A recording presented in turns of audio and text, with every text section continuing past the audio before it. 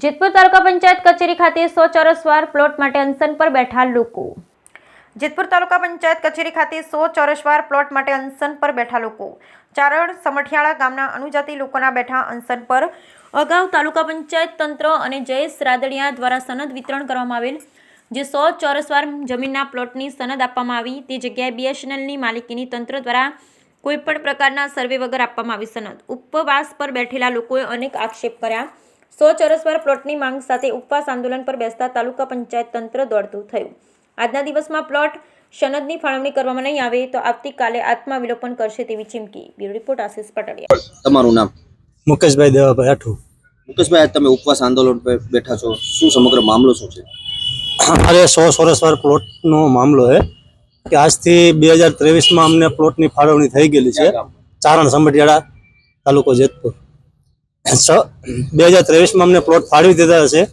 આ લોકો અમને અત્યાર સુધી પ્લોટ ક્યાંય આપી શકતા નથી અને જ્યાં જાય ત્યાં દબાણ છે। એક વખત તો અમને ખોટે ખોટું એવું આશ્વાસન આપીને સનતો પણ બનાવી દીધેલી છે અને જે જગ્યા BSNL વાળાની હોવાથી અમારી પાસે સનત પાછી લઈ લીધી છે। જયેશભાઈ રાદડિયાનું નામ આપ્યું છે, જયેશભાઈ રાદડિયા હસ્તકે તમને સનત આપશું એમ કરીને સનત અમારી પાસે લઈ લીધી છે અને એ સનતના અમારી પાસે અત્યારે ઝેરોક્ષ પેટે કાગળિયા પીડા છે ખાલી, અને આ લોકો ક્યાંય ધ્યાન આપતા નથી। આજે અમે 6 મહિના ત્યાં સતત હેરાન થઈએ છીએ।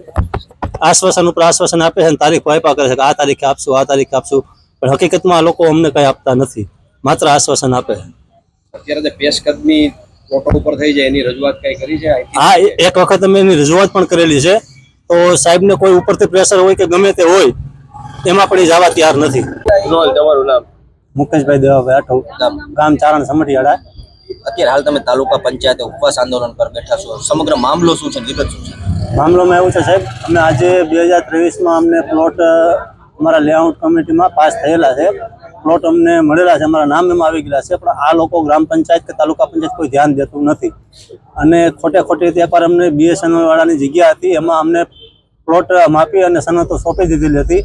અમારે બાંધકામ ચાલુ કરવાનું હતું એટલે અમે જેમ લેવાઈ ગયા કે ભાઈ અમને સોંપો, અમારે બાંધકામ ચાલુ કરવું, તો એ લોકો એવું કીધું કે આ BSNL વાળાની જગ્યા છે એટલે સનતો પાછી લઈ લીધી હતી અને એવું કીધું હતું જયેશભાઈ રાદડિયા હસ્તકે તમને સનતો આપવામાં આવશે એમ કરીને આ લોકોએ સનત પાછી લઈ લીધી હતી।